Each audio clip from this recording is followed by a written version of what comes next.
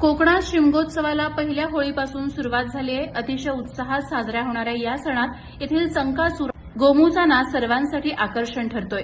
कोकणात पहिल्या होळीपासून मोठ्या उत्साहात शिमगोत्सव सुरू होतो, तर होम लागल्यानंतर प्रत्येक ग्रामदैवतांच्या पालख्या वाडी वस्तीवर फिरत असतात। यावेळी नोकरीनिमित्त बाहेर असणारे शहरवासीय आपल्या ग्रामदेवतेच्या दर्शनासाठी आवर्जून गावी येतात। त्यामुळे गावागावात जत्रेचं स्वरूप प्राप्त होतं।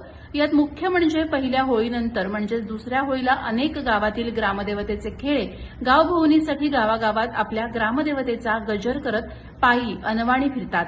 यावेळी संकासूर आणि गोमूचा नाच सर्वांसाठीच आकर्षण ठरत असतो।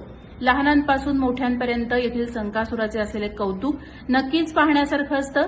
कोकणातील संकासुराची क्रेज आजही सर्वत्र आहे। कोकणात येणारे पर्यटकही हा गोमू आणि संकासुराचा नाच पाहण्यासाठी आतुरलेले पाहायला मिळतात। एकूणच कोकणची ही संस्कृती आजही विज्ञानाच्या युगात जपून आहे हे विशेष। प्रहार डिजिटलसाठी आशिष कारेकर, गुहागर।